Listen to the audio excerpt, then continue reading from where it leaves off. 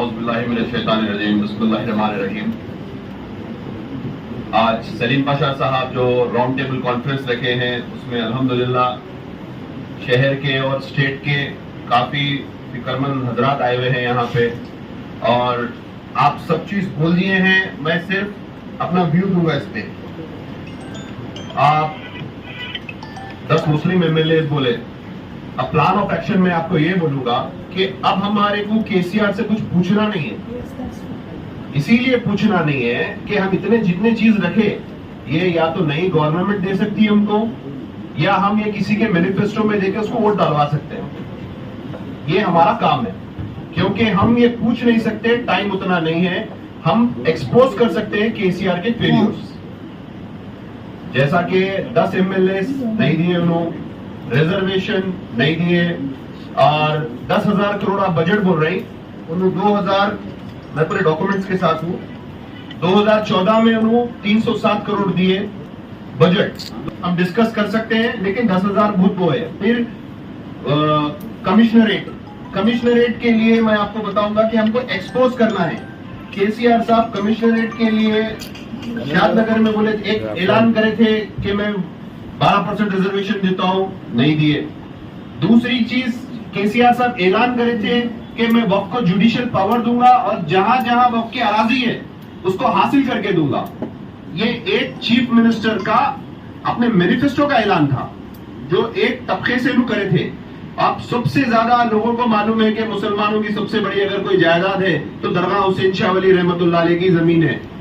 उसके वास्ते केसीआर साहब, शेखर रेड्डी साहब के दौर में जमा हो गए थे 400 करोड़ रुपए। केसीआर साहब सुप्रीम कोर्ट में अपने आला वकीलों को लगाकर, ये ऑथेंटिक डॉक्यूमेंट्स के साथ बोलो, डाल के इसमें पार्टी बनाए। एक पार्टी है तेलंगाना स्टेट गवर्नमेंट, दूसरी पार्टी है वक्फ बोर्ड। तो कस्टोडियन और गार्डियन दोनों केस लड़ रहे, ना इसमें कोई लैंडको वाला है, ना कोई डेलाइट वाला है, ना कोई एमएनसी कंपनी है। ये केस लड़ रही चीफ मिनिस्टर साहब वक्फ बोर्ड से, और अपने आला वकीलों को लगाकर वक्फ बोर्ड के वकीलों को डमी कर वक्फ बोर्ड के लॉ सेक्शन को बंद कर आप ये केस जीत गए। और इसमें एक ऐसा ऑर्डर लेके आए हैं, फिरका परस्त ऑर्डर इसमें ऐसा है एक, कि जितने इंडिया में गजीट है वक्फ के वो नल एंड वाइड है, सेटिसाइड करा दिया। तो कोई भी गजीट की अहमियत नहीं रखे ये सुप्रीम कोर्ट के ऑर्डर में। आज तक कोई कौन हारे और कौन जीते, अरे हम लैंड को हार गए, हम लैंड को हार गए, केसीआर साहब भी बोल रहे लैंड को हार गए। अकबरुद्दीन ओवैसी साहब असेंबली में बोल रहे, साहब रिव्यू पिटीशन डालिए। अरे भाई खींच लिए तुम, ले लिए तुम, अब रिव्यू पिटीशन किसके लिए डालेंगे? एक एफिडेविट देना है। इस पे भी अगर मैनिफेस्टो में आप अगर अपने ऐड करें, हम आपको वापस दो। आप नागर चलाते बोले थे तेलुगु में, हमारी ये 5 लाख की जमीन है, ये आप हम आपको वापस दो, और जितनी खाली है इमीडिएटली में 40 डेज में दे दो। बोले ये नहीं दिए। ये जुडिशियल पावर का मैं आपको रिजल्ट बता रहा हूं। उसके बाद फिर आप रेसिडेंशियल स्कूल्स बोले, मैं रेसिडेंशियल स्कूल्स का इंटरनल सर्वे दे रहा हूं आप लोगों को। माइनॉरिटी रेसिडेंस स्कूल में नॉन माइनॉरिटीज भी पढ़ते हैं, उसको माइनॉरिटी रेसिडेंशियल स्कूल नहीं बोलना। माइनॉरिटी रेसिडेंशियल स्कूल दौरे इफ्तितार राजेश्वर रेड्डी साहब में भी था, शादी मुबारक भी राजेश्वर रेड्डी साहब के दौर में भी थी, कांग्रेस के टाइम में भी थी।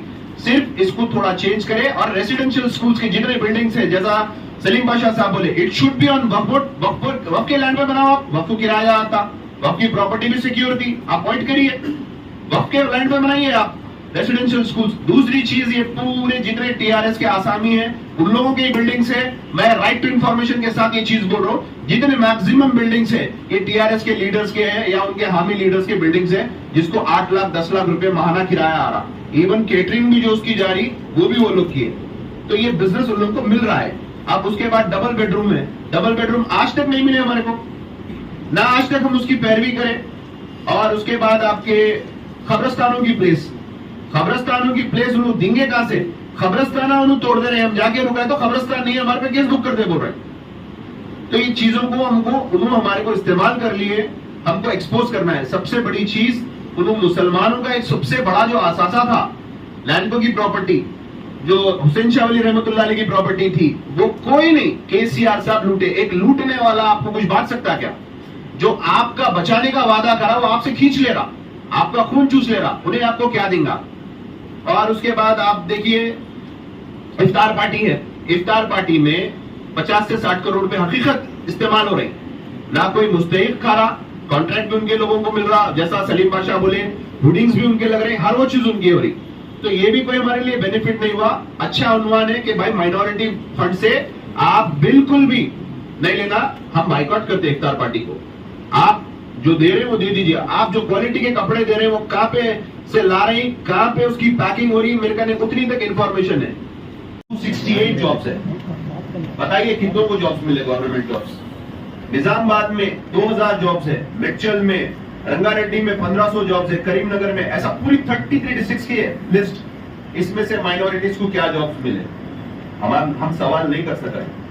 अब ये तो हमारे उन्वान थे। अब हमको केसीआर साहब जो देते बोले थे वो नहीं दिए, हमको एक्सपोज करना है।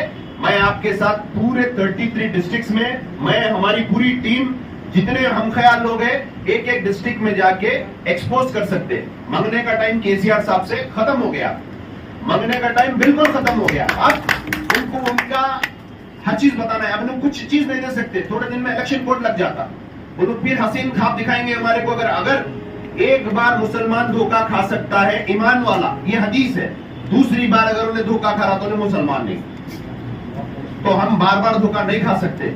अब मैं आपको बताता हूं उनके जो बेसिक वादे थे हमारे वास्ते। हमको उन्होंने बोले थे कि इस्लामिक सेंटर मुसलमानों के लिए हाईटेक सिटी में 10 एकड़ पे देते बोले थे। उनके हामी भरे थे अकबरुद्दीन ओवैसी साहब। आप हम पूरे जाएंगे, प्ले कार्ड्स लेंगे, हाईटेक सिटी पे ठहरेंगे, हर चौरस